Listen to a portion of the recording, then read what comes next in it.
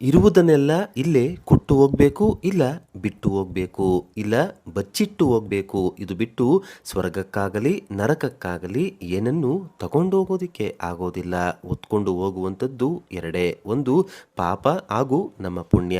ಆದರೆ ನಮ್ಮ ತಂದೆ, ತಾತ, ಮುತ್ತಾತ, ನಮ್ಮ 7 ತಲೆಮಾರಿನ ಪಿತೃಗಳಿಗೆ, ತಾಯಿ, ಅಜ್ಜಿ, ಮುತ್ತಜ್ಜಿ, 7 ತಲೆಮಾರಿನ ಮಾತೃಗಳಿಗೆ, ನಮ್ಮನ್ನು ಲಾಲನೆ ಪಾಲನೆ ಮಾಡಿ ಬೆಳೆಸಿದ ಪಿತೃಗಳಿಗೆ ನಾವು ಯಾವ ಋಣವನ್ನು ತೀರಿಸಲು ಸಾಧ್ಯವಿಲ್ಲ. ಅದು ಅಸಾಧ್ಯ. ಹೀಗಿರುವಾಗ ಈ ಪವಿತ್ರವಾದ ಪಿತೃಪಕ್ಷ ಮಹಾಲಯ ಅಮಾವಾಸ್ಯೆಯ ಸಮಯದಲ್ಲಿ ಭೂಮಿ ಹತ್ರ ಸೂರ್ಯ ಬರೋದ್ರಿಂದ ಪಿತೃಗಳಿಗೆ ಕಾವೇರಿ ನದಿ ತೀರದಲ್ಲಿ ತಿಲಹೋಮ, ಪಿಂಡ ಪ್ರದಾನ, ಪಿತೃಶಾಂತಿ, ಪಿತೃದೋಷ ಪರಿಹಾರ, ತಿಲತರ್ಪಣ ಇದೆಲ್ಲ ಕೊಟ್ಟು ನಾವು ಪೂಜೆಯನ್ನ ಮಾಡಿಸೋದ್ರಿಂದ, ಪಿತೃಗಳ ಸ್ಮರಣೆಯನ್ನ ಮಾಡೋದ್ರಿಂದ ಪಿತೃಗಳ ಕೃಪೆ ಇಡೀ ಕುಟುಂಬಕ್ಕೆ ಅಷ್ಟೇ ಅಲ್ಲದೆ ವಂಶಕ್ಕೂ ಕೂಡ ಪ್ರಾಪ್ತಿಯಾಗಿ ಪಿತೃಗಳಿಗೆ ಸ್ವರ್ಗ ಪ್ರಾಪ್ತಿಯಾಗುತ್ತೆ. ಸೆಪ್ಟೆಂಬರ್ 7ನೇ ತಾರೀಕು ಪಿತೃಪಕ್ಷ ಆರಂಭವಾಗಿ 21ನೇ ತಾರೀಕು ಮುಕ್ತಾಯವಾಗುತ್ತೆ. ಸಮಯ ತುಂಬ ಕಡಿಮೆ ಇದೆ.